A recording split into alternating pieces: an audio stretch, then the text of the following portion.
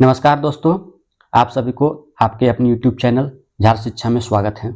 तो चलिए आज हम लोग झारखंड टेट के लिए सामाजिक विज्ञान का एक प्रैक्टिस सेट हम लोग करते हैं, जिसमें 60 क्वेश्चंस रहेंगे। इसमें आपको SST और कंप्यूटर के प्रश्न रहेंगे, जो कि आपके जेटेट एग्जाम के लिए काफ़ी इम्पोर्टेंट रहेगा।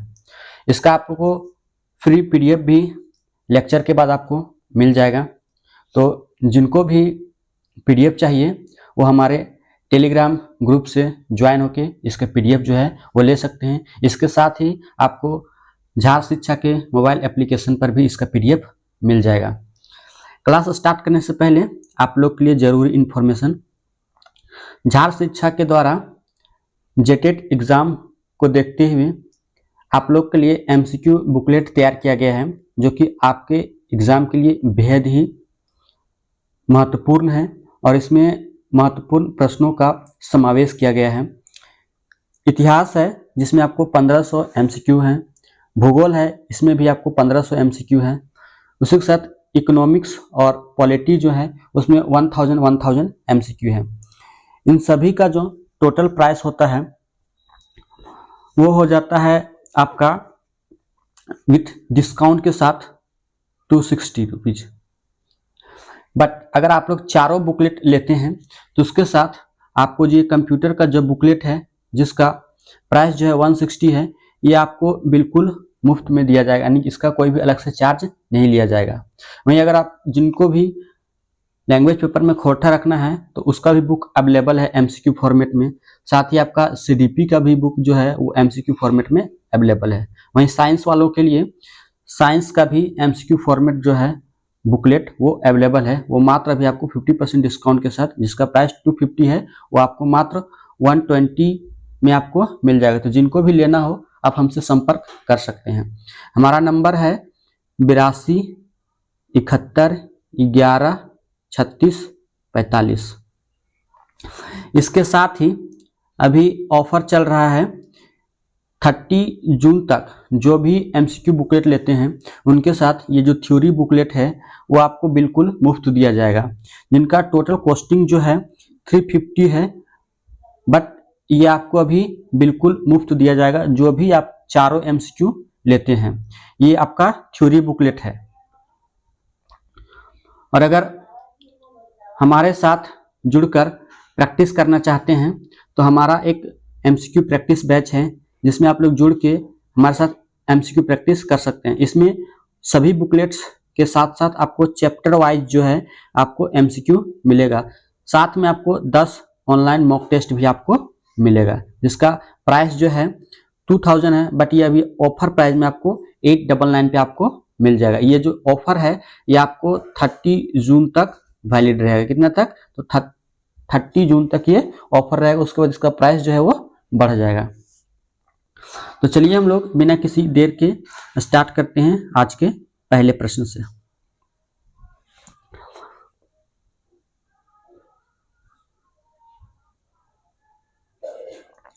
पहला प्रश्न है, इतिहास लेखन के स्रोतों में प्राचीन लिपियों और अभिलेखों का अध्ययन क्या कहलाता है? जेम्स प्रिंसेप ने 1837 में इसी विधा का उपयोग करके अशोक के ब्राह्मी अभिलेखों को पढ़ा था। तो इसका राइट आंसर क्या हो जाएगा? एपिग्राफी हो जाएगा। क्या हो जाएगा? एपिग्राफी हो जाएगा। चलिए इसको हम व्याख्या देखते हैं। पुरा लेख शास्त्र या एपिग्राफी शिलालेखों, गुहालेखों और स्तंभ लेखों का अध्ययन है। यह प्राचीन इतिहास को जानने का सबसे प्रामाणिक स्रोत है, क्योंकि इनमें बाद के काल में कोई भी बदलाव नहीं किया जा सकता है। अगला प्रश्न है, प्रारंभिक समाज और जीवन के आयामों के संदर्भ में नवपाषाण काल का वह कौन सा प्रसिद्ध पुरातात्विक स्थल है जहां लोग गड्ढे खोदकर भूमिगत घरों यानी पिट ड्वेलिंग्स में रहते थे और जहां मालिक के साथ कुत्ते को दफनाने के साक्ष्य मिले हैं? तो इसका राइट आंसर क्या हो जाएगा? तो ए हो जाएगा। कहाँ? तो बुर्जहोम कश्मीर हो जाएगा। चलिए इसकी हम व्याख्या देखते हैं। बुर्जहोम जो कि कश्मीर के पास है, में कड़ाके की ठंड से बचने के लिए लोग जो हैं जमीन के नीचे गड्ढे बनाकर, जिसको गर्तावास भी बोला जाता है, में रहते थे। यहाँ कब्रों में इंसानों के साथ उनके पालतू कुत्तों को दफनाने की अनूठी प्रथा के प्रमाण मिले हैं। कहाँ से? तो बुर्जहोम कश्मीर से।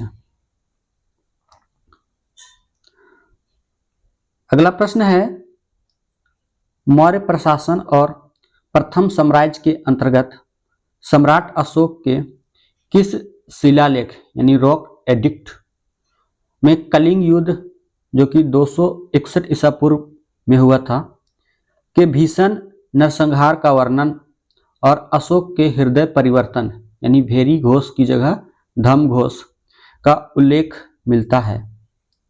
तो इसका राइट आंसर जो हो जाएगा ये क्या हो जाएगा? तो सी हो जाएगा, यानी कि 13वां शिलालेख। चलिए इसकी हम लोग व्याख्या देखते हैं। 13वां शिलालेख जो है अशोक का सबसे लंबा शिलालेख है। इसमें कलिंग युद्ध के बाद वे पश्चाताप और पड़ोसी राज्यों सीरिया, मिस्र आदि में धर्म प्रचारकों को भेजने का विस्तृत विवरण है। अगला प्रश्न है, मुगल साम्राज्य के धार्मिक और सांस्कृतिक विकास में सम्राट अकबर द्वारा 1575 ईस्वी में फतेहपुर सीकरी में निर्मित इबादत खाना का मुख्य उद्देश्य क्या था? तो इबादत खाना का मुख्य उद्देश्य जो था वह क्या था? तो इसका राइट आंसर क्या हो जाएगा? तो बी हो जाएगा, यानी कि सभी धर्मों के विद्वानों के साथ दार्शनिक और धार्मिक चर्चा करने का स्थान। इसके हम लोग व्याख्या देखते हैं। इबादत खाना यानी कि प्रार्थना घर में अकबर हिंदू, मुस्लिम, जैन, पारसी और ईसाई विद्वानों को आमंत्रित करता था। इन्हीं चर्चाओं से उसे यह समझ आया कि सभी धर्मों का मूल एक ही है, जिससे दीन ए इलाही यानी कि तौहीद ए इलाही की पृष्ठभूमि तैयार हुई। अगला प्रश्न है, शहर, व्यापार और कारीगर के इतिहास में 14वीं शताब्दी में स्थापित विजयनगर साम्राज्य की राजधानी किस नदी के तट पर स्थित थी, जो अपने भव्य मंदिरों और विश्वव्यापी व्यापार के लिए प्रसिद्ध थी? तो इसका राइट आंसर क्या हो जाएगा? तो सी हो जाएगा। कहाँ? तो तुंगभद्रा नदी के किनारे। इसकी लोग व्याख्या देखते हैं। विजयनगर वर्तमान हम्पी कर्नाटक में है, की स्थापना हरिहर और बुक्का ने 1336 ईस्वी में की थी। यह शहर तुंगभद्रा नदी के तट पर बसा था। यहाँ के कारीगर और व्यापारी इतने समृद्ध थे कि पुर्तगाली यात्री डोमिंगो पेस ने इसकी तुलना रोम से की थी। अगला प्रश्न है, सामाजिक संस्कृति के विकास में 15वीं शताब्दी के संत कबीर के उपदेशों और दोहों का प्रमाणिक संकलन किस ग्रंथ में मिलता है, जिसे कबीर पंथियों का सबसे पवित्र ग्रंथ माना जाता है? तो किस ग्रंथ में मिलता है? तो वह बीजक में मिलता है। किसमें? तो वह बीजक में मिलता है। इसके लोग व्याख्या देखते हैं। कबीर ने मूर्ति पूजा और जाति प्रथा का कड़ा विरोध किया। उनकी वाणियों को उनके शिष्यों विशेषकर धर्मदास ने बीजक में संकलित किया। इसके 3 मुख्य भाग हैं, साखी, शबद और रामायणी। कौन कौन से हैं? तो साखी, शबद और रामायणी। अगला प्रश्न है, 18वीं शताब्दी में नई राजनीतिक संरचनाओं के उदय में मुगल साम्राज्य के पतन के दौरान अवध को एक स्वतंत्र और शक्तिशाली क्षेत्रीय राज्य के रूप में किसने स्थापित किया था? तो अवध को एक स्वतंत्र और शक्तिशाली क्षेत्रीय राज्य के रूप में किसने स्थापित किया था? तो सादत खान बुरहान उल मुल्क ने। किसने? तो सादत खान बुरहान उल मुल्क ने स्थापित किया था। इसकी लोग व्याख्या देखते हैं। सादत खान को 1722 में मुगलों द्वारा अवध का सूबेदार बनाया गया था। उसने मुगल नियंत्रण से मुक्त होकर अपना स्वतंत्र प्रशासन स्थापित किया और एक नई राजस्व प्रणाली लागू की, जिससे किसानों को राहत मिली। अगला प्रश्न है, भारत में कंपनी शासन की स्थापना में किस निर्णायक युद्ध के बाद ईस्ट इंडिया कंपनी को मुगल सम्राट शाह आलम द्वितीय से बंगाल, बिहार और उड़ीसा की दीवानी यानी राजस्व वसूलने का कानूनी अधिकार प्राप्त हुई? तो बक्सर का युद्ध 1764 के बाद। इसके लोग व्याख्या देखते हैं। 22 अक्टूबर 1764 को हेक्टर मुनरो के नेतृत्व में अंग्रेजी सेना ने मीर कासिम, शुजा-उद-दौला और शाह आलम द्वितीय की संयुक्त सेना को हराया। इसके बाद 1765 की इलाहाबाद की संधि हुई, जिसने अंग्रेजों को भारत का वास्तविक शासक बना दिया।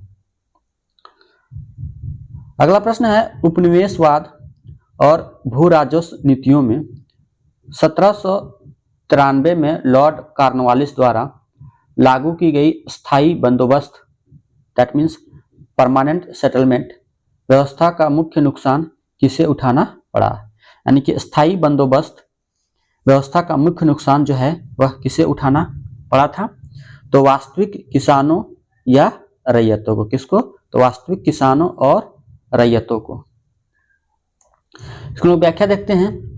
इस व्यवस्था में जमींदारों को भूमि का अस्थायी मालिक मान लिया गया और सरकार का हिस्सा तय कर दिया गया, लेकिन जमींदारों ने किसानों से मनमाना लगान वसूला और उन्हें जमीन से बेदखल कर दिया, जिससे किसानों की स्थिति दासों जैसी हो गई।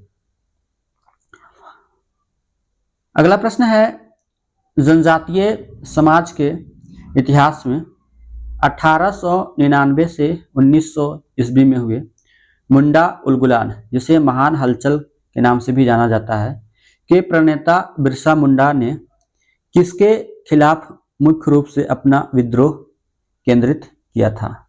तो किसके खिलाफ विद्रोह केंद्रित किया था? इसका राइट आंसर हो जाएगा बी, यानी कि दिकुओं के खिलाफ विद्रोह केंद्रित किया था। इसके लोग व्याख्या देखते हैं। दिकू शब्द का प्रयोग बाहरी लोगों के लिए किया जाता था जो आदिवासियों की जमीन यानी कि खूट-कट्टी व्यवस्था छीन रहे थे। बिरसा मुंडा ने आदिवासियों को दिकुओं से मुक्त कराने और बिरसायत यानी कि स्वतंत्र मुंडा राज स्थापित करने का आह्वान किया। अगला प्रश्न है, 1857 के विद्रोह के दौरान लखनऊ यानी कि अवध में विद्रोह का नेतृत्व किसने किया था और अपने नाबालिग बेटे बिरजिस कादिर को नवाब घोषित कर दिया? तो किसके द्वारा नेतृत्व किया गया था? तो बेगम हजरत महल के द्वारा।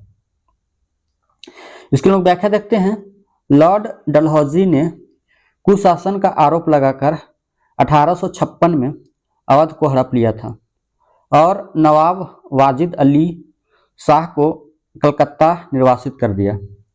1857 में उनकी बेगम हजरत महल ने अंग्रेजों के खिलाफ कड़ा संघर्ष किया और अंततः नेपाल चली गई। अगला प्रश्न है, ब्रिटिश शासन एवं शिक्षा नीति में 1835 के प्रसिद्ध मैकॉले के कार्यवृत्त यानी मैकॉले मिनट ने किस कुख्यात सिद्धांत का समर्थन किया था, जिसके अनुसार शिक्षा केवल उच्च वर्ग को दी जानी चाहिए ताकि वह छन छन कर आम जनता तक पहुंचे। तो किस कुख्यात सिद्धांत का समर्थन किया था?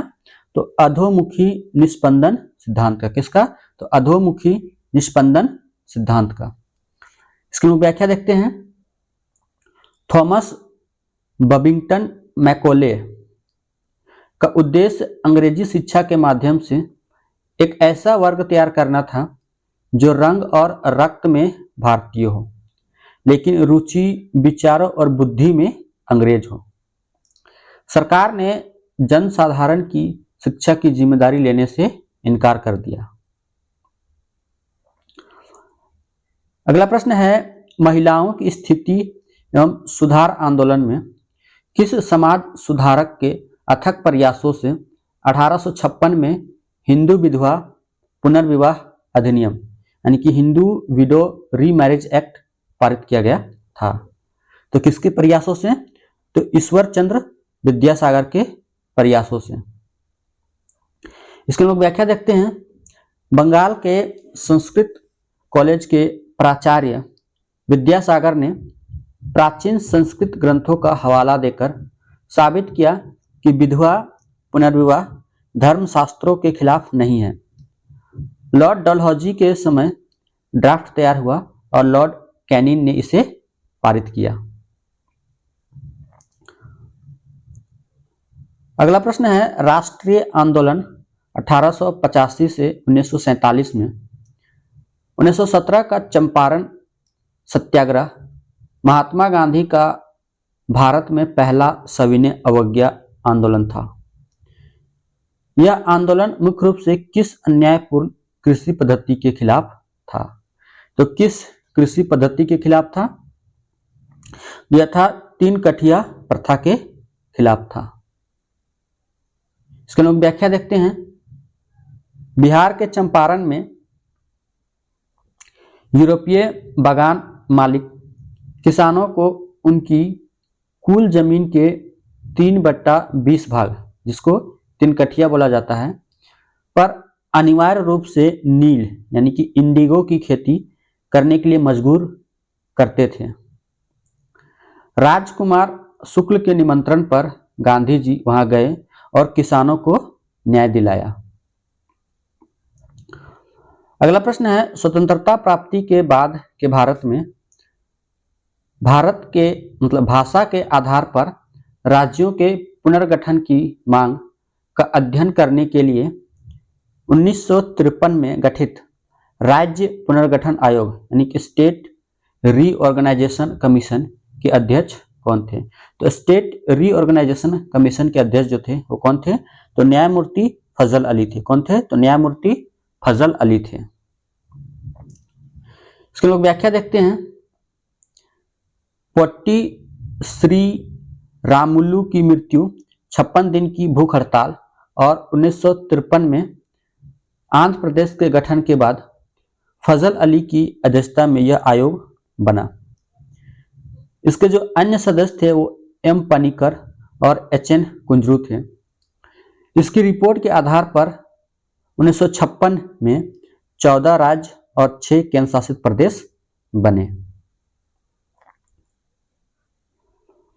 अगला प्रश्न है, सौरमंडल की संरचना में क्षुद्र ग्रह पट्टी यानी कि एस्टेरॉयड बेल्ट किन दो ग्रहों की कक्षाओं दैट मीन्स ऑर्बिट के बीच पाई जाती है, जहां लाखों चट्टानी टुकड़े सूर्य की परिक्रमा कर रहे हैं? तो इसका राइट आंसर क्या हो जाएगा? तो मंगल और बृहस्पति हो जाएगा। इसके लोग व्याख्या देखते हैं। क्षुद्र ग्रह यानी कि एस्ट्रॉयड ग्रहों के ही टूटे हुए हिस्से हैं। सौरमंडल के निर्माण के समय मंगल यानी कि आंतरिक ग्रह और बृहस्पति बाह्य ग्रह के बीच का मलबा गुरुत्वाकर्षण के कारण ग्रह का रूप नहीं ले सका और यह बेल्ट बन गया। अगला प्रश्न है, वायुमंडल की परतों में ओजोन परत यानी कि ओजोन लेयर जो सूर्य से आने वाली हानिकारक पाराबैंगनी यानी कि यूवी रेज किरणों को सोखकर पृथ्वी पर जीवन की रक्षा करती है, मुख्य रूप से किस मंडल में स्थित है। यानी बताना है कि पाराबैंगनी किरण जो है को सोखकर पृथ्वी पर जीवन की रक्षा करती है, मुख्य रूप से किस मंडल में स्थित है। तो ओजोन परत आपका समताप मंडल पर स्थित है, यानी आंसर क्या हो जाएगा, तो बी हो जाएगा। इसकी लोग व्याख्या देखते हैं। ओजोन यानी कि O3 गैस की सर्वाधिक सांद्रता समताप मंडल के निचले हिस्से यानी कि लगभग 15 से 35 किलोमीटर की ऊंचाई में पाई जाती है। क्लोरोफ्लोरो यानी कि CFC जैसे रसायनों के कारण इस परत को भारी नुकसान पहुंचा है। अगला प्रश्न है, जलमंडल में समुद्री जल की गति के संदर्भ में जब सूर्य, चंद्रमा और पृथ्वी तीनों एक सीधी रेखा में, यानी कि जब सूर्य, चंद्रमा और पृथ्वी एक सीधी रेखा में होते हैं तो उस स्थिति को क्या बोलते हैं, तो सिजिगी बोलते हैं। तो उस समय महासागरों में किस प्रकार का ज्वार यानी कि टाइड आता है। यानी कि सूर्य, चंद्रमा और पृथ्वी जब तीनों एक सीध में होते हैं यानी कि सीधी रेखा में होते हैं तो उस समय महासागरों में किस प्रकार का ज्वार जो है वह आता है।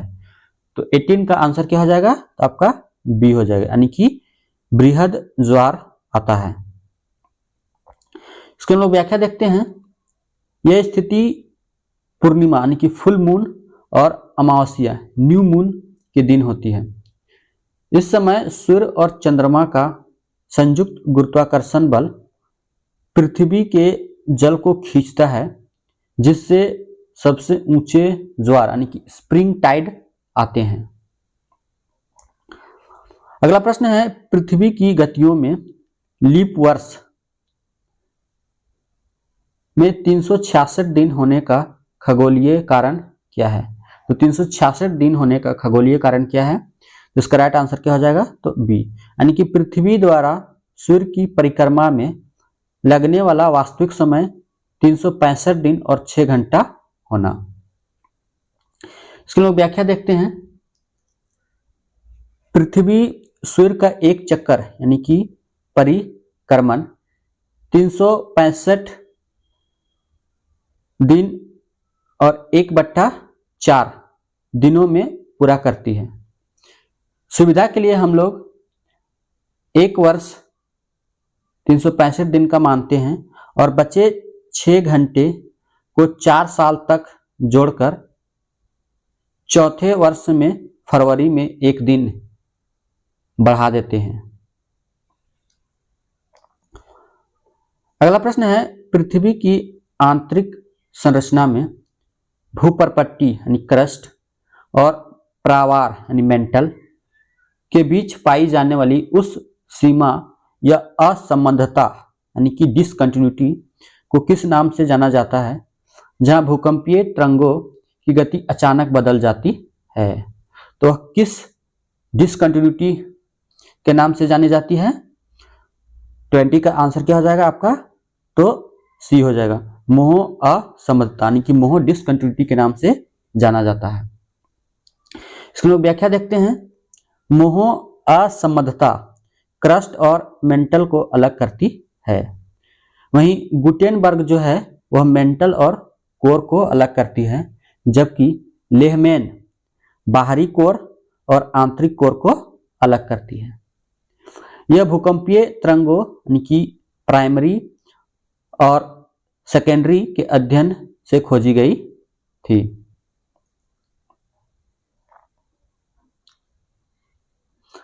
अगला प्रश्न है, पर्यावरण और जलवायु के कारकों में एल्बिडो से क्या तात्पर्य है। तो एल्बिडो से क्या तात्पर्य है, इसका राइट आंसर हो जाएगा बी, यानी कि किसी सतह द्वारा सूर्य के प्रकाश को वापस अंतरिक्ष में परिवर्तित करने की क्षमता को ही एल्बिडो कहते हैं।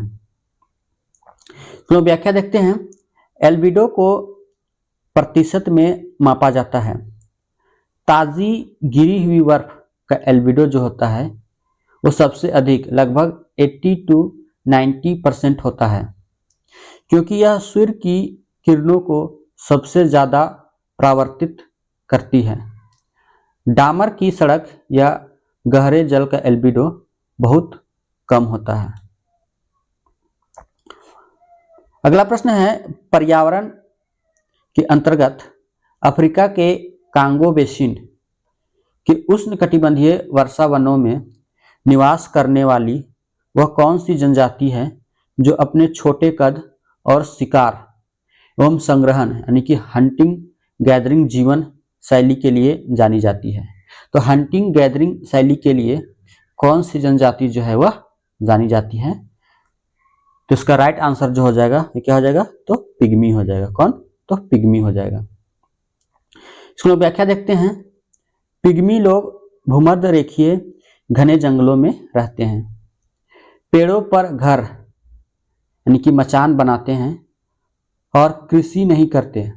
ये शिकार के लिए जहर बुझे तीरों का उपयोग करते हैं। अगला प्रश्न है, शीतोष्ण घास स्थल में जीवन के अंतर्गत दक्षिण अमेरिका मुख्यतः अर्जेंटीना के घास के मैदानों को क्या कहा जाता है, जहां पशुपालन विशेषकर मवेशियों के लिए पौष्टिक यानी कि अल्फाल्फा घास और गेहूं की खेती बड़े पैमाने पर होती है। तो उसे किस नाम से जाना जाता है घास के मैदान को? इसका राइट आंसर क्या हो जाएगा? तो सी हो जाएगा, यानी कि प्रेरीज के नाम से जाना जाता है।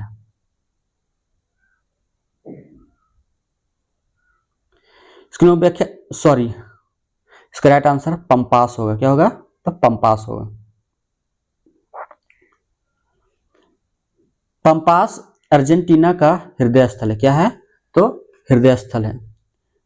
यहाँ की मिट्टी बहुत उपजाऊ होती है और शीतोष्ण जलवायु के कारण यहाँ व्यावसायिक स्तर पर मवेशी पाले जाते हैं, जिससे अर्जेंटीना जो है दुनिया में बीफ का प्रमुख निर्यातक है, यानी कि मांस का जो है वह प्रमुख निर्यातक है।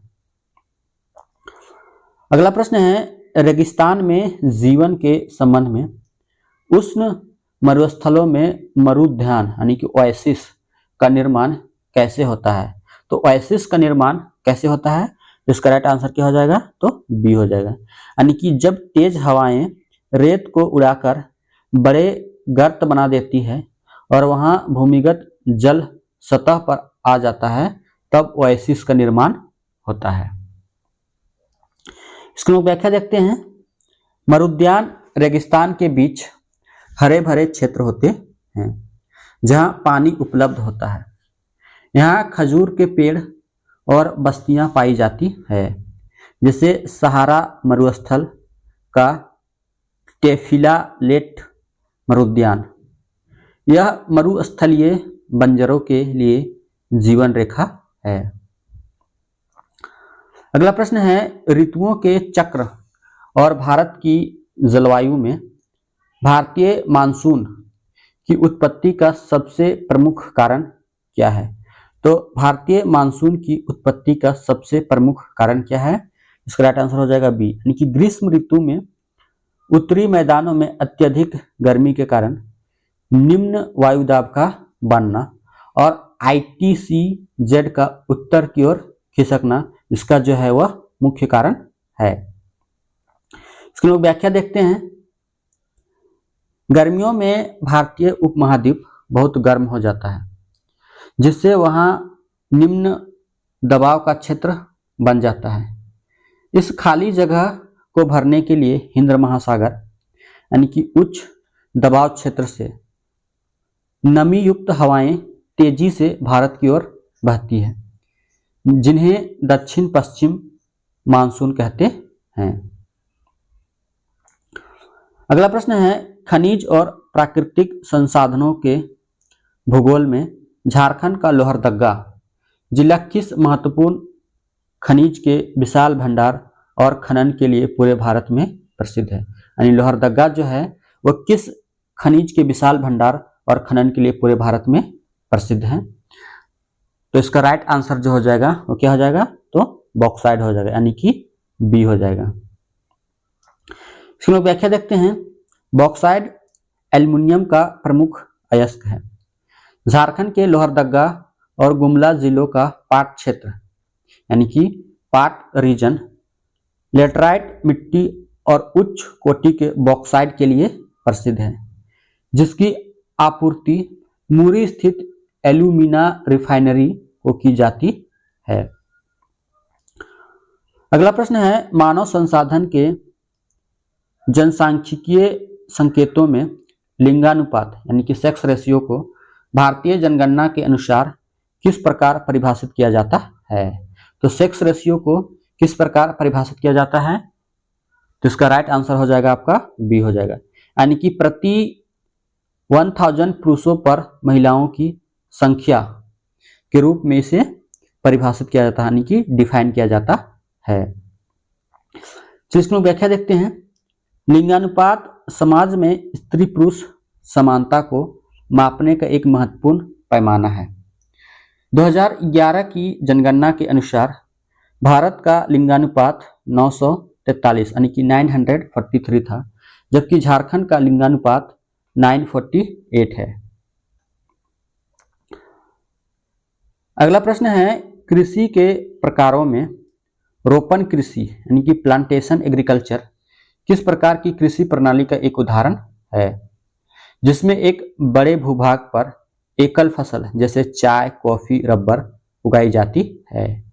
तो प्लांटेशन एग्रीकल्चर जो है वो किस प्रकार की कृषि प्रणाली का एग्जाम्पल है? तो इसका राइट आंसर जो हो जाएगा वो हो जाएगा सी, यानी कि वाणिज्यिक या व्यापारिक कृषि यानी कि कॉमर्शियल फार्मिंग का यह एक एग्जाम्पल है। इसमें व्याख्या देखते हैं। रोपण कृषि में बहुत अधिक पूंजी यानी कि कैपिटल, वैज्ञानिक तरीके और सस्ते कुशल श्रम की आवश्यकता होती है। इसका मुख्य उद्देश्य फसल को बाजार में बेचना और मुनाफा कमाना होता है। अगला प्रश्न है, झारखंड राज्य में उद्योगों के विकास में 1907 में स्थापित भारत का पहला और सबसे बड़ा लौह एवं इस्पात संयंत्र यानी कि टिस्को, जिसको वर्तमान में टाटा स्टील के नाम से जाना जाता है, किन दो नदियों के संगम पर स्थित है? यानी टिस्को जो है वो किन दो नदियों के संगम पर स्थित है? इसका राइट आंसर हो जाएगा बी, यानी कि स्वर्ण रेखा और खरकई नदियों के संगम पर स्थित है। इसके लोग व्याख्या देखते हैं। जमशेदजी टाटा द्वारा स्थापित टिस्को यानी कि साकची जमशेदपुर में से स्थापित किया गया था, कि भौगोलिक स्थिति अत्यंत आदर्श है। इसे नोवामुड्डी से लोहा, झरिया से कोयला और स्वर्णरेखा खरकई नदियों से पानी प्राप्त होता है। अगला प्रश्न है, झारखंड राज्य की स्थिति एवं भौतिक भूगोल में झारखंड राज्य की सबसे ऊंची चोटी पारसनाथ की पहाड़ी सम्मेद शिखर जी राज्य के किस पठारी भाग का हिस्सा है? यानी कि सम्मेद शिखर जी जो है वो झारखंड के किस पठारी भाग का हिस्सा है? तो इसका राइट आंसर हो जाएगा सी, यानी कि निचला हजारीबाग पठार का यह हिस्सा है। इसके लोग व्याख्या देखते हैं। पारसनाथ पहाड़ी जिसकी ऊंचाई जो है वह 1365 मीटर है, गिरिडीह जिले में स्थित है। यह हजारीबाग के निचले पठार का हिस्सा है। यह जैन धर्म का पवित्र तीर्थस्थल है, जहां माना जाता है कि 20 तीर्थंकरों ने मोक्ष प्राप्त किया था। अगला प्रश्न है, विविधता की समझ में जब हम किसी समूह के सभी लोगों को एक ही नकारात्मक या कठोर छवि में बांध देते हैं, जैसे सभी ग्रामीण लोग अज्ञानी होते हैं, तो सामाजिक विज्ञान की भाषा में इस धारणा को क्या कहा जाता है? तो इस धारणा को क्या कहा जाता है? इसे रूढ़िबद्ध धारणा यानी कि स्टीरियोटाइप कहा जाता है। रूढ़िबद्ध धारणाएं हमें प्रत्येक व्यक्ति को उसकी अद्वितीय क्षमताओं के साथ देखने से रोकती है। यह भेदभाव यानी कि डिस्क्रिमिनेशन का प्राथमिक कारण है, यानी कि स्टीरियोटाइप जो है वह डिस्क्रिमिनेशन का प्राथमिक कारण है। अगला प्रश्न है, भारतीय संविधान की प्रस्तावना यानी कि प्रियम्बल के मूल रूप से मौजूद नहीं होने के बावजूद 1976 में 42वें संविधान संशोधन द्वारा प्रस्तावना में कौन से 3 नए शब्द जोड़े गए? तो प्रस्तावना में 1942 में कौन से 3 नए शब्द जोड़े गए? तो इसका राइट आंसर हो जाएगा बी, समाजवादी, धर्मनिरपेक्ष और अखंडता। इसको व्याख्या देखते हैं। 42वें संशोधन, जिसे मिनी संविधान भी कहा जाता है, द्वारा प्रस्तावना में केवल एक बार संशोधन किया गया है। इसने भारत को एक संप्रभु, समाजवादी, धर्मनिरपेक्ष, लोकतांत्रिक गणराज्य घोषित किया। अगला प्रश्न है, मौलिक अधिकारों में संविधान के अनुच्छेद 21A के तहत 6 से 14 वर्ष तक के सभी बच्चों के लिए निःशुल्क और अनिवार्य शिक्षा के अधिकार यानी कि राइट टू एजुकेशन को किस संविधान संशोधन द्वारा जोड़ा गया था? यानी राइट टू एजुकेशन को किस संविधान संशोधन द्वारा जोड़ा गया था? तो इसे 86 संविधान संशोधन 2002 के द्वारा जोड़ा गया था। इसकी लोग व्याख्या देखते हैं। 86वें संविधान संशोधन ने शिक्षा को मौलिक अधिकार भाग 3 बना दिया। इसी संशोधन के तहत अनुच्छेद 45 यानी नीति निर्देशक तत्व की भाषा बदली गई और अनुच्छेद 51A में 11वां मौलिक कर्तव्य भी जोड़ा गया। अगला प्रश्न है, राज्य सरकार की संरचना में संविधान के अनुच्छेद 169 के तहत किसी राज्य में Vidhan Parishad that means legislative council यानी उच्च सदन का सृजन या समाप्ति यानी एबोलिशन करने की क्षमता या अंतिम शक्ति किसके पास है? ये किसके पास है? यह भारत की संसद के पास है। किसके पास? तो भारत की संसद के पास है। इसके हम लोग व्याख्या देखते हैं। यदि विधानसभा अपने कुल सदस्यों के बहुमत और उपस्थित सदस्यों के 2/3 बहुमत, जिसको विशेष बहुमत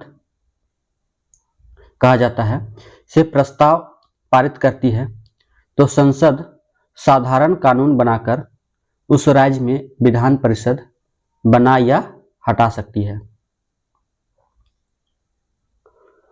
अगला प्रश्न है, शहरी स्थानीय सरकार के प्रशासन में नगर निगम यानी कि म्युनिसिपल कॉरपोरेशन का राजनीतिक प्रमुख कौन होता है, जिसका चुनाव आमतौर पर शहर के निवासियों द्वारा किया जाता है? यानी कि नगर निगम के राजनीतिक प्रमुख का चुनाव जो है आमतौर पर शहर के निवासियों द्वारा किया जाता है, तो उसे क्या कहते हैं? तो इसका राइट आंसर जो हो जाएगा आपका महापौर या मेयर। क्या कहते हैं? तो महापौर या मेयर कहते हैं। तो व्याख्या देखते हैं। 74th यानी कि 74वें संविधान संशोधन के तहत बड़े शहरों के लिए नगर निगम बनाए जाते हैं। इसका राजनीतिक मुखिया मेयर होता है, जबकि प्रशासनिक प्रमुख एक IAS अधिकारी नगर आयुक्त होता है, जो सरकार द्वारा नियुक्त होता है। अगला प्रश्न है, लोकतंत्र में समानता के सिद्धांत को सुनिश्चित करने के लिए भारतीय संविधान का कौन सा अनुच्छेद सार्वभौमिक वयस्क मताधिकार यानी यूनिवर्सल अडल्ट फ्रेंचाइज का प्रावधान करता है? तो यूनिवर्सल अडल्ट फ्रेंचाइज का प्रावधान जो है वह कौन सा आर्टिकल करता है? तो इसका राइट आंसर हो जाएगा बी, यानी कि आर्टिकल 326 जो है वह करता है। इसकी लोग व्याख्या देखते हैं। अनुच्छेद 326 यह गारंटी देता है कि लोकसभा और राज्य विधानसभाओं के चुनाव वयस्क मताधिकार के आधार पर होंगे, यानी 18 वर्ष या उससे अधिक आयु के प्रत्येक नागरिक को बिना किसी भेदभाव के वोट देने का अधिकार है। अगला प्रश्न है, संसदीय सरकार की कार्यप्रणाली में संविधान के अनुच्छेद 110 के अनुसार कोई विधेयक यानी कि बिल धन विधेयक है या नहीं, इसका अंतिम निर्णय कौन करता है? यानी कि धन विधेयक पर जो अंतिम निर्णय है वो किसके द्वारा लिया जाता है? तो यह लोकसभा स्पीकर के द्वारा लिया जाता है, यानी कि लोकसभा अध्यक्ष के द्वारा यह लिया जाता है। करों को लगाने, हटाने या भारत की संचित निधि से धन निकालने से संबंधित विधेयक धन विधेयक कहलाते हैं। यानी कि करों को लगाने, हटाने या भारत की संचित निधि से जब कोई पैसा निकाला जाता है तो उससे संबंधित विधेयक को क्या कहा जाता है? तो धन विधेयक कहा जाता है। लोकसभा अध्यक्ष का अंतिम निर्णय होता है। धन विधेयक को राज्यसभा केवल 14 दिनों तक रोक सकती है और धन विधेयक जो है ओनली फॉर लोकसभा में ही पेश किया जाता है, राज्यसभा में इसमें पेश नहीं किया जाता है। अगला प्रश्न है, भारत में स्वतंत्र और निष्पक्ष चुनाव कराने के लिए संविधान के भाग 15 अनुच्छेद 324 के तहत किस अस्थायी और स्वतंत्र संवैधानिक निकाय यानी कि कॉन्स्टिट्यूशनल बॉडी की स्थापना की गई है? तो अनुच्छेद 324 के तहत किस कॉन्स्टिट्यूशनल बॉडी की स्थापना की गई है? तो भारत का चुनाव आयोग यानी कि इलेक्शन कमीशन ऑफ इंडिया की स्थापना की गई है।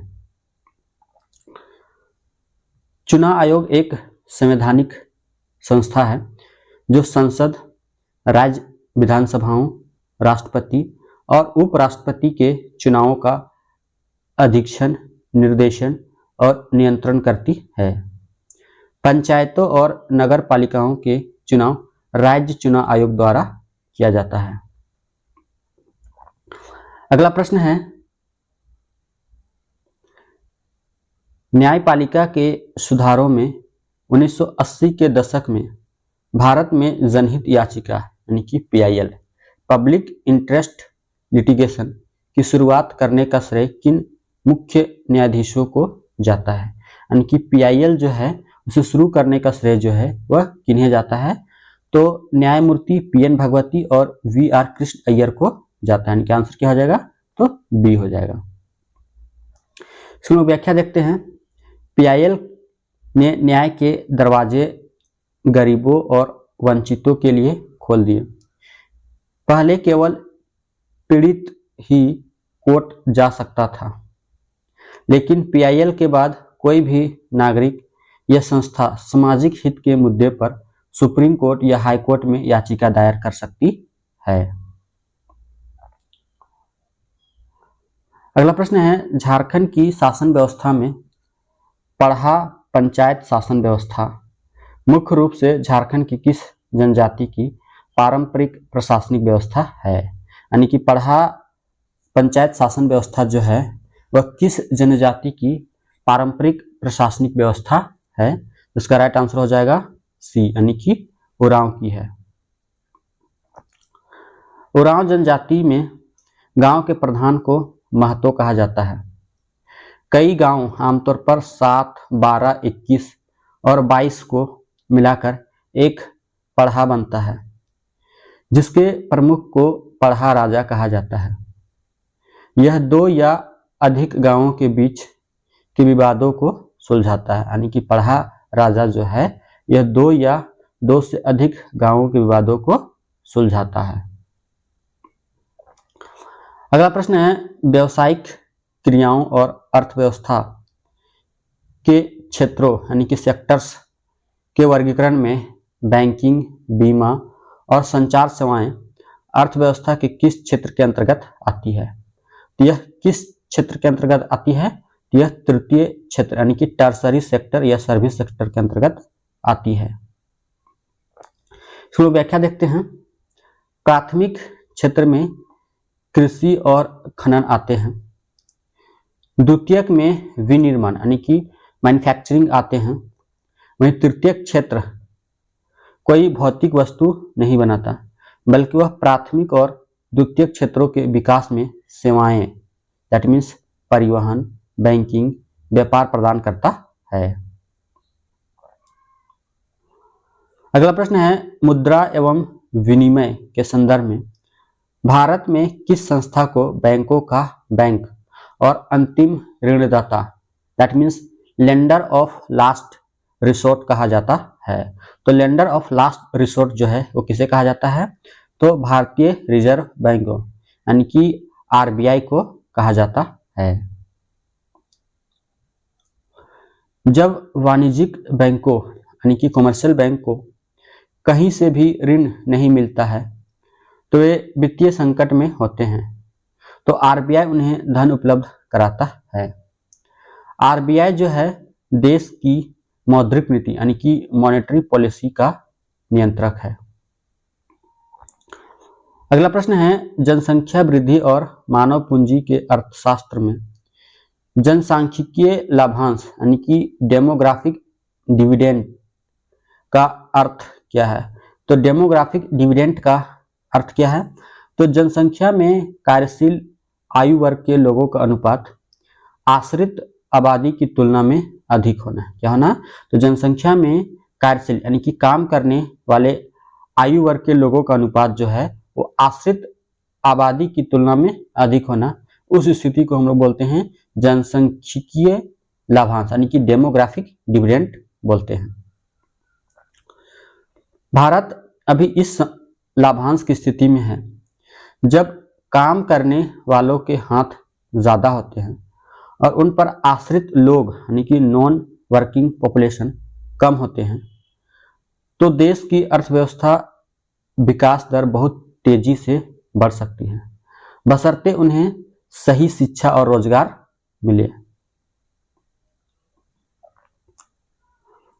अगला प्रश्न है, सार्वजनिक वितरण प्रणाली यानी पीडीएस के अंतर्गत वर्ष 2000 में शुरू की गई अंत्योदय अन्न योजना का मुख्य लक्ष्य या मुख्य लक्षित समूह कौन सा है? तो इसका मुख्य लक्षित समूह जो है कौन सा है? तो समाज के गरीबों में सबसे गरीब परिवार कौन है? तो समाज में या समाज के सबसे गरीबों में सबसे गरीब परिवार। AAY के तहत बीपीएल यानी कि गरीबी रेखा से नीचे बिलो पॉवर्टी लाइन परिवारों में से भी सबसे गरीब परिवारों को चुना जाता है। इन्हें अत्यंत रियायती दर सिर्फ 2 रुपये किलो गेहूं, 3 रुपये किलो चावल पर 35 किलो खाद्यान्न प्रति माह दिया जाता है। अगला प्रश्न है, वित्तीय साक्षरता और बाजार नियंत्रण में वह बाजार दर क्या कहलाती है जिस पर रिजर्व बैंक यानी कि आरबीआई वाणिज्यिक बैंकों को अल्पकालिक यानी कि शॉर्ट टर्म ऋण देता है? यानी कि आरबीआई जब वाणिज्यिक बैंक यानी कॉमर्शियल बैंकों को शॉर्ट टर्म में ऋण देती है तो उस दर को क्या कहते हैं? तो उसे रेपो रेट यानी कि रेपो दर कहा जाता है। और जब आरबीआई वाणिज्यिक बैंकों से ऋण लेती है तो उसे रिवर्स रेपो रेट कहते हैं। रेपो रेट वह प्रमुख उपकरण है जिससे आरबीआई बाजार में पैसे की तरलता यानी कि लिक्विडिटी को नियंत्रित करता है। मुद्रास्फीति दैट मीन्स महंगाई बढ़ने पर आरबीआई रेपो रेट बढ़ा देता है जिससे बैंकों के लिए कर्ज लेना महंगा हो जाता है और बाजार में पैसा कम हो जाता है। अगला प्रश्न है, सामाजिक विज्ञान की प्रकृति और राष्ट्रीय पाठ्यचर्या रूपरेखा यानी कि एनसीएफ 2005 के अनुसार सामाजिक विज्ञान शिक्षण का सबसे महत्वपूर्ण मार्गदर्शक सिद्धांत यानी कि गाइडिंग प्रिंसिपल क्या है? तो सबसे महत्वपूर्ण मार्गदर्शक सिद्धांत क्या है? इसका राइट आंसर हो जाएगा स्कूली शिक्षा यानी स्कूली ज्ञान को विद्यालय के बाहरी जीवन से जोड़ना। क्या करना? तो स्कूली ज्ञान यानी कि एजुकेशन यानी नॉलेज को विद्यालय के बाहरी जीवन से जोड़ना। एनसीएफ 2005 इस बात पर जोर देता है कि कक्षा में सीखी गई बातें बच्चों के वास्तविक सामाजिक और भौतिक परिवेश से जुड़ी होनी चाहिए। रटंत प्रणाली से मुक्ति और बाल केंद्रित शिक्षा इसके मूल आधार है। किसके? तो एनसीएफ 2005 के। अगला प्रश्न है, शिक्षण विधियों में ह्यूरिस्टिक विधि या अन्वेषण विधि का प्रतिपादन H.E. आर्मस्ट्रॉन्ग ने किया था। ह्यूरिस्को शब्द का अर्थ क्या है? तो ह्यूरिस्को शब्द का अर्थ बताना है कि अर्थ क्या है। तो इसका राइट आंसर जो हो जाएगा क्या हो जाएगा? तो सी यानी कि मैं खोजता हूं। यह विधि छात्रों को एक श्रोता के बजाय एक अन्वेषक यानी कि डिस्कवरर के रूप में रखती है। शिक्षा केवल एक समस्या प्रस्तुत करता है और छात्र प्रयोग, अवलोकन और तर्क के माध्यम से स्वयं उसका समाधान खोजते हैं।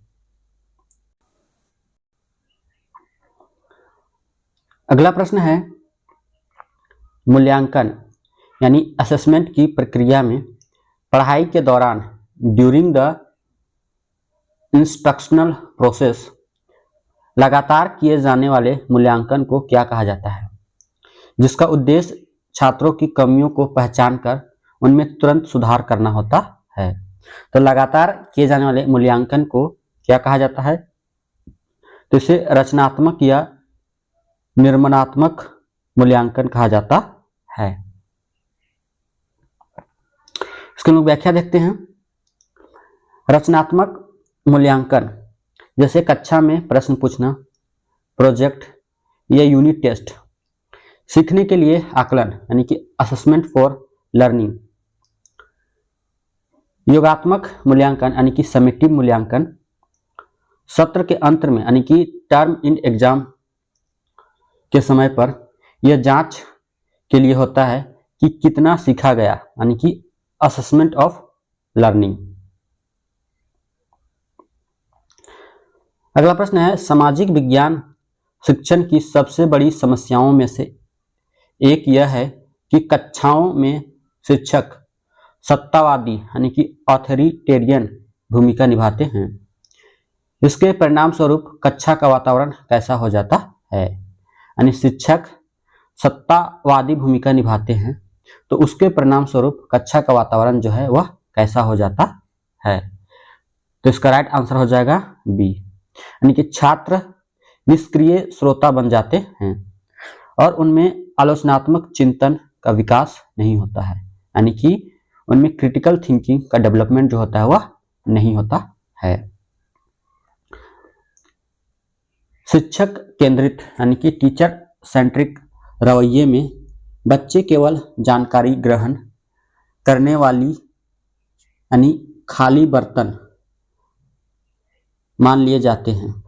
इससे सामाजिक विज्ञान जैसे विषय उबाऊ हो जाते हैं यानी कि बोरिंग हो जाते हैं और बच्चों में तार्किक सवाल पूछने की क्षमता मर जाती है, यानी कि वह तार्किक सवाल जो है पूछने की क्षमता बच्चों में धीरे धीरे खत्म हो जाती है।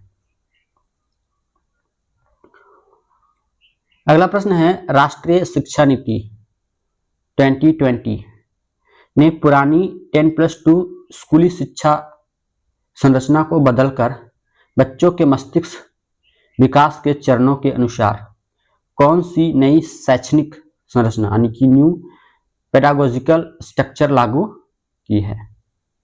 इसका राइट आंसर क्या हो जाएगा? तो ए हो जाएगा, यानी कि 5+3+3+4 क्या हो जाएगा? तो 5+3+3+4 शैक्षणिक संरचना जो है वह लागू की है। सुनो व्याख्या देखते हैं। एनईपी 2020 की नई संरचना 13 से 18 वर्ष की आयु को कवर करती है, यानी कि फर्स्ट जो है वो फाउंडेशनल है जो कि 5 वर्ष तक है, 3 वर्ष आंगनबाड़ी प्लस कक्षा 1 और 2 को कवर करती है। कौन? फाउंडेशनल। वहीं प्रिपेटरी जो है वो 3 वर्ष को कवर करती है, जो कक्षा 3, 4 और 5 तक के लिए है। कौन सा? प्रिपेटरी।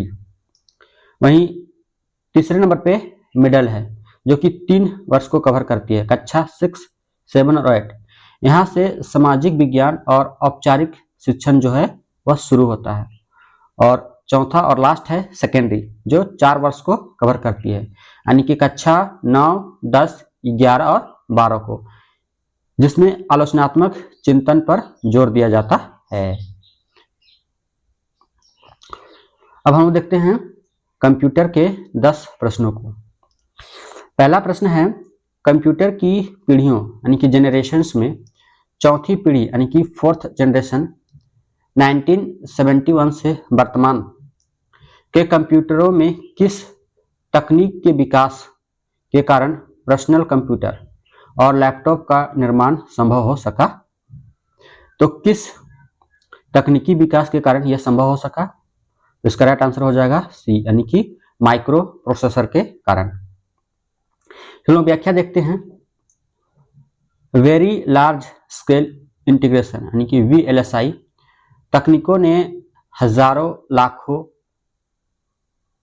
इंटीग्रेटेड सर्किट्स यानी कि ICs को एक अकेली सिलिकॉन चिप यानी कि माइक्रो प्रोसेसर पर लगाना संभव बना दिया। इससे कंप्यूटर सस्ते, बहुत छोटे और अत्यधिक शक्तिशाली हो गए। अगला प्रश्न है, कंप्यूटर कीबोर्ड की कार्यक्षमता में कैप्स लॉक और नम लॉक कुंजियों को विशेष रूप से क्या कहा जाता है? क्योंकि इन्हें एक बार दबाने पर एक कार्य चालू यानी कि ऑन होता है और दोबारा दबाने पर बंद यानी कि ऑफ हो जाता है। तो इसे क्या कहा जाता है? इसे टॉगल की कहा जाता है। क्या कहता है? तो टॉगल की कहा जाता है। टॉगल का अर्थ है 2 स्थितियां यानी कि ऑन या ऑफ के बीच स्विच करना। जब कैप्स लॉक ऑन होता है तो सारे अक्षर कैपिटल यानी कि अपर केस में टाइप होते हैं और ऑफ होने पर छोटे यानी कि लोअर केस में टाइप होते हैं। अगला प्रश्न है, माउस के कार्यों में स्क्रीन पर मौजूद किसी आइकन, चित्र या फोल्डर को माउस का बायां बटन दबाए रखते हुए स्क्रीन पर एक जगह से दूसरी जगह ले जाने की प्रक्रिया को क्या कहते हैं? यानी कि एक जगह से दूसरी जगह किसी आइकन, चित्र या फोल्डर को माउस की मदद से जब ले जाते हैं तो उसे कहते हैं ड्रैग एंड ड्रॉप कहते हैं। क्या कहते हैं? तो ड्रैग एंड ड्रॉप कहते हैं। इसमें व्याख्या देखते हैं। ड्रैग का मतलब है माउस क्लिक को बिना छोड़े माउस को खिसकाना और ड्रॉप का मतलब है इच्छित स्थान पर पहुंचाकर माउस बटन को छोड़ देना। यह GUI यानी कि ग्राफिकल यूजर इंटरफेस की एक प्रमुख विशेषता है। यानी कि ड्रैग एंड ड्रॉप जो है यह ग्राफिकल यूजर इंटरफेस की एक प्रमुख विशेषता है। अगला प्रश्न है, डेस्कटॉप के उद्देश्य और कंप्यूटर कार्यप्रणाली में जब आप कंप्यूटर को चालू यानी टर्न ऑन करते हैं तो ऑपरेटिंग सिस्टम जैसे विंडोज के हार्ड डिस्क से मुख्य मेमोरी यानी रैम में लोड होने की प्रारंभिक प्रक्रिया को क्या कहा जाता है? यानी कि विंडोज को रैम में लोड होने की प्रारंभिक प्रक्रिया को क्या कहा जाता है? तो उसे बूटिंग कहा जाता है। क्या कहा जाता है? तो उसे बूटिंग कहा जाता है। बूटिंग 2 प्रकार की होती है। पहला, कोल्ड बूटिंग, जब कंप्यूटर पूरी तरह से बंद हो और उसे स्टार्ट किया जाए तो उसे कोल्ड बूटिंग कहते हैं। और वार्म बूटिंग, जब चलते हुए कंप्यूटर को रीस्टार्ट किया जाता है तो उसे वार्म बूटिंग कहा जाता है। यह प्रक्रिया बायोस यानी कि बेसिक इनपुट आउटपुट सिस्टम द्वारा नियंत्रित होती है। यानी बूटिंग जो होती है वो किसके द्वारा नियंत्रित होती है? तो बायोस के द्वारा नियंत्रित होती है। अगला प्रश्न है, इनपुट एवं आउटपुट डिवाइसेस में बैंकों द्वारा चेक को जल्दी और सुरक्षित रूप से प्रोसेस करने के लिए चेक के नीचे छिपे विशेष चुंबकीय अक्षरों को पढ़ने के लिए किस इनपुट डिवाइस का उपयोग किया जाता है? तो किस इनपुट डिवाइस का उपयोग किया जाता है? तो इसका राइट आंसर जो हो जाएगा क्या हो जाएगा? तो MICR यानी कि मैग्नेटिक इंक कैरेक्टर रिकॉग्निशन का उपयोग जो है वह किया जाता है। इसकी व्याख्या देखते हैं। बैंक चेक के नीचे 9 अंकों का MICR कोड जो बैंक और ब्रांच की पहचान करता है, विशेष आयरन ऑक्साइड युक्त स्याही से छपा होता है। MICR मशीन इस चुंबकीय स्याही को पढ़कर चेक की प्रामाणिकता की जांच करती है। अगला प्रश्न है, वर्ड दस्तावेज यानी कि MS वर्ड की फॉर्मेटिंग में गणितीय सूत्रों या रासायनिक सूत्रों को टाइप करते समय टेक्स्ट को सामान्य लाइन से थोड़ा नीचे लिखने, जैसे H2O में 2 के लिए किस फीचर का उपयोग किया जाता है? तो जब H2O में 2 नीचे लिखा जाता है तो उसे सबस्क्रिप्ट कहते हैं। क्या कहते हैं? तो उसे सबस्क्रिप्ट कहते हैं। सबस्क्रिप्ट यानी कि सब मतलब होता है नीचे का प्रयोग बेसलाइन के नीचे अक्षर या अंक लिखने के लिए किया जाता है और इसका शॉर्टकट क्या होता है? तो कंट्रोल प्लस इक्वल।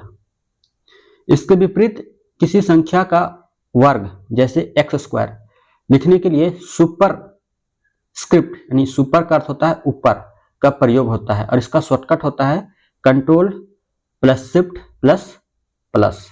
क्या होता है? Control plus shift plus plus होता है। अगला प्रश्न है, इंटरनेट का परिचय एवं वेब ब्राउजर में इंटरनेट पर किसी वेबसाइट या वेब पेज के विशिष्ट पते यानी कि एड्रेस को तकनीकी भाषा में क्या कहा जाता है? तो उसे क्या कहा जाता है? जैसे https://www.google.com, तो इसको क्या कहा जाता है? तो इसे URL कहा जाता है। क्या कहा जाता है? तो इसे URL कहा जाता है यानी कि यूनिफॉर्म रिसोर्स लोकेटर कहा जाता है। URL इंटरनेट पर उपलब्ध किसी भी संसाधन यानी कि वेबसाइट, फोटो, वीडियो का ग्लोबल एड्रेस होता है। इसके मुख्य भाग होते हैं प्रोटोकॉल जैसे HTTP या HTTPS, डोमेन नेम जैसे google.com और पाथ। वेब ब्राउजर जैसे क्रोम के एड्रेस बार में यही टाइप किया जाता है। अगला प्रश्न है, विंडोज खोजना और फाइल मैनेजमेंट में अपनी फाइलों को वास्तविक या व्यवस्थित रखने के लिए जब हम एक फोल्डर के अंदर कोई दूसरा नया फोल्डर बनाते हैं तो उसे क्या कहा जाता है? यानी कि जब एक फोल्डर के अंदर दूसरा फोल्डर बनाया जाता है तो उसे क्या कहा जाता है? तो उसे सब फोल्डर कहा जाता है। क्या कहता है? तो उसे सब फोल्डर कहा जाता है। विंडोज में डेटा को एक पदानुक्रमित यानी कि हायरार्किकल संरचना में सहेजा जाता है जो पेड़ की शाखाओं यानी कि ट्री स्ट्रक्चर जैसा होता है। मुख्य फोल्डर यानी कि डायरेक्टरी के भीतर बने अन्य फोल्डरों को सब फोल्डर कहा जाता है। अगला प्रश्न है, पावर पॉइंट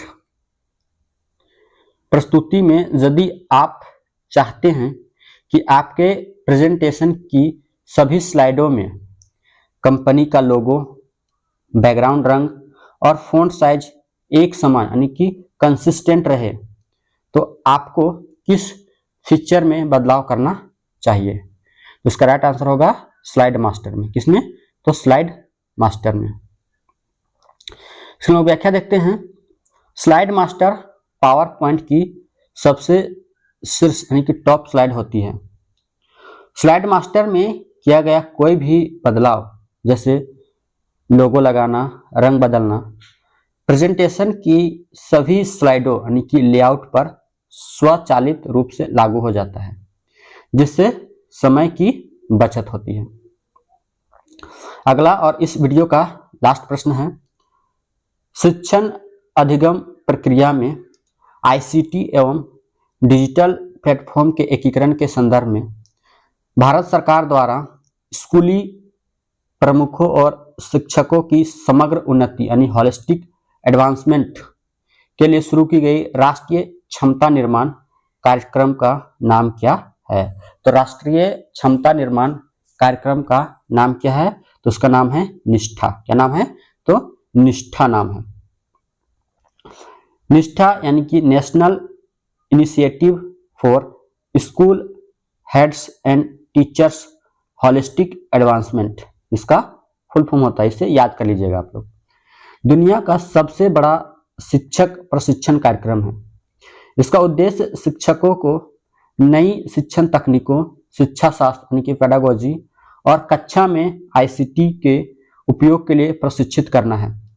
यह ऑनलाइन प्रशिक्षण दीक्षा पोर्टल के माध्यम से दी जाती है। दोस्तों, आप लोग के लिए झार शिक्षा के द्वारा एमसीक्यू बुकलेट तैयार किया गया है, जिसमें हिस्ट्री, ज्योग्राफी, इकोनॉमिक्स, पॉलिटी, खोटा, कंप्यूटर साइंस और सीडीपी के बुकलेट आपको मिल जाएंगे। बहुत ही अफोर्डेबल प्राइस पर आपको मिल जाएंगे। और ये जो ऑफर है अभी आपको जून 30 तक ये अवेलेबल है। तो जो भी लेते हैं हिस्ट्री, ज्योग्राफी, इकोनॉमिक्स और पॉलिटी, उसके साथ आपको कंप्यूटर का जो बुकलेट है वो आपको बिल्कुल फ्री दिया जाएगा। इसका कोई भी अलग से चार्ज नहीं लिया जाएगा।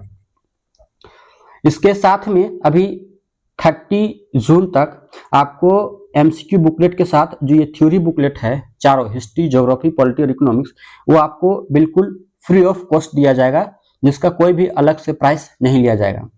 और अगर आप लोग हमारे साथ एमसीक्यू प्रैक्टिस बैच में जुड़ना चाहते हैं तो आप लोग झार शिक्षा का मोबाइल एप्लीकेशन डाउनलोड करके हमारे साथ एमसीक्यू प्रैक्टिस बैच में जुड़ सकते हैं, जिसका लिंक जो है आपको वीडियो के डिस्क्रिप्शन में मिल जाएगा। और उस वीडियो का पीडीएफ जो है आपको आप हमारे टेलीग्राम ग्रुप से ज्वाइन होके ले सकते हैं, जिसका लिंक भी आपको डिस्क्रिप्शन में मिल जाएगा। तो वीडियो देखने के लिए आप सभी को धन्यवाद। वीडियो अच्छी लगी हो तो आप इसे शेयर कीजिएगा, लाइक कीजिएगा, और जो भी चैनल में नए हैं वो हमारे चैनल को सब्सक्राइब जरूर कीजिएगा, ताकि आप लोग के लिए इसी प्रकार से रोज एक प्रैक्टिस सेट चैनल पे अपलोड किया जा सके। पीडीएफ आप लोग को लेने के लिए आप हमारे टेलीग्राम ग्रुप से ज्वाइन हो सकते हैं। टेलीग्राम ग्रुप का नाम है झार शिक्षा 8271। तब तक लिए आप लोग पढ़ाई करते रहिए। जय हिंद, जय भारत, जय झारखंड, जय जोहार।